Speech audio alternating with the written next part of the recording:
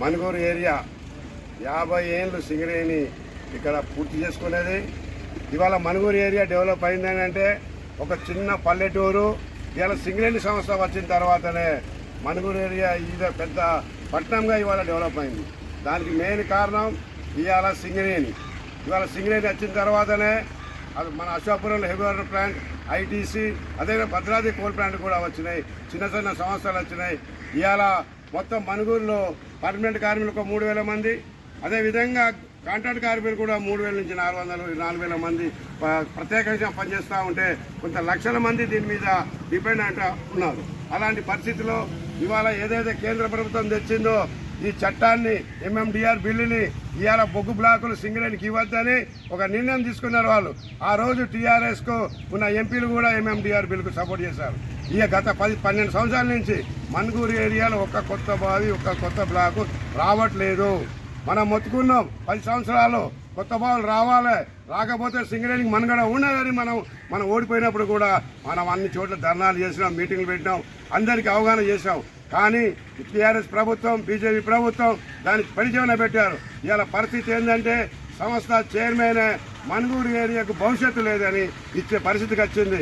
కార్మికులంతా, ప్రజలంతా అయోమయంలో పడితే మన యూనియన్ గుర్తింపు సంఘంగా అన్ని యూనియన్లు కలుపుకొని ఈ ఓసీ2 డిప్సైడ్ బ్లాక్ ఏదైతే ఉందో దానికి ఇంకా 25-30 సంవత్సరాలు దానికి నడిచే అవకాశం ఉంది. కంపల్సరీగా అది వేలం పాటలో పార్టిసిపేట్ చేసి అయినా దాన్ని తీసుకోవాలని మనం ఒత్తిడి తెచ్చాం.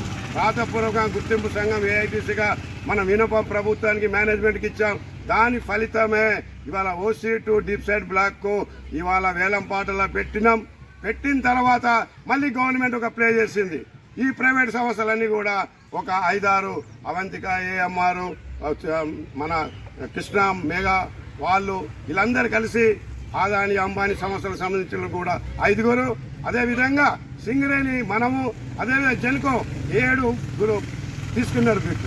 దాంట్లో ఆందోళన చెంది మనం 17వ తారీఖున డిసెంబర్ మనుగూరు ఏరియాలో మన సెంటర్ నాయకత్వం రాజ్ కుమార్ గారు, జనరల్ సెక్రటరీ వాసిరెడ్డి సీతారామయ్య గారు అధ్యక్షులు ఇక్కడ వచ్చి పార్టిసిపేట్ చేసి ఇక్కడ ప్రెస్ మీట్ పెట్టి కొత్తగూడెంలో అన్ని యూనియన్లకు పిలుపునిచ్చాం. అక్కడ కొత్తగూడెం శేషగిరి భవన్లో మీటింగ్ పెట్టాం, ప్రెస్ మీట్ ఇచ్చాం, మేనేజ్మెంట్ దృష్టికి తీసుకెళ్లాం, అదేవిధంగా ప్రభుత్వం దృష్టికి తీసుకెళ్లాం. ఈ ఓసీ2 డిప్సైడ్ బ్లాక్ ఏది ఉందో అది సింగరేణిగా రావాలని మనం డిమాండ్ చేశాం. ఇవాళ దాని పోరాటం ఫలితంగా ఒకవేళ రాకపోతే ఎవరిని ఇక్కడ బొగ్గు తీవనియమని కూడా మనం హెచ్చరిక చేశాం. అదేవిధంగా కామ్రేడ్స్ ఇవాళ 170 యాక్ట్ ఉంది మనుగూరు ఏరియాలో. మరి 170 యాక్ట్లో ప్రైవేట్ వ్యక్తులు బొగ్గు బావులు తీసే పరిస్థితి ఉండదు. గిరిజన సొసైటీలు తీయాలా, లేకపోతే గవర్నమెంట్ సంస్థలు తీయాలా.